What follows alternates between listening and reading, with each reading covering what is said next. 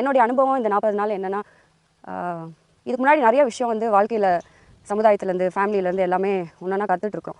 ஆனால் அந்த கற்றுக்கொண்ட விஷயம்லாம் வந்து நமக்குள்ளே போயிட்டு என்னோடய இயல்பே மாறுற அளவுக்கு சில டைமெல்லாம் வந்து இருந்திருக்கு அப்படின்ற ஒரு அவேர்னஸ் கூட இல்லாமல் இருந்திருக்கு.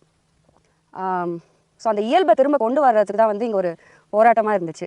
இதுதான் நீ அப்படின்னு நம்ம தெரியும் போது அது மாற்றிக்கவோ வந்து அதை செயல்படுத்தவோ வந்து அதுக்கான டைம் எடுக்குது. ஸோ அந்த கிளாரிட்டி ஃபஸ்ட்டு வந்துச்சு. அதுக்கப்புறம் ஐயா வந்து வேற ஒரு பரிமாணத்தில் நீங்கள் பார்க்கலாம். அது சொல்கிறதுக்கு வார்த்தைகள் இல்லை. ஏன்னா அது அனுபவபூர்வமான ஒரு விஷயம். ஒவ்வொரு நாளும் அவரோட பழகினது, ஐயாவை பார்க்குறது இந்த 40 நாட்களில் வந்து எல்லாமே ஒரு அற்புதமான அனுபவம்.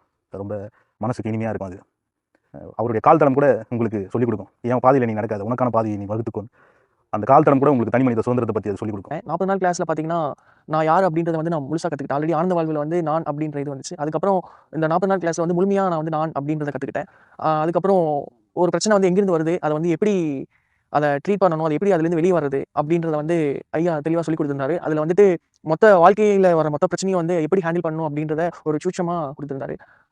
அதுக்கப்புறம் ஒவ்வொரு பிரச்சனையும் வந்து நம்ம கஷ்டமாக பார்க்கக்கூடாது, பிரச்சனையாக பார்க்கக்கூடாது, அதை வந்து வரமாக பார்க்கணும் அப்படின்றத வந்து நான் முழுசாக கற்றுக்கிட்டேன்.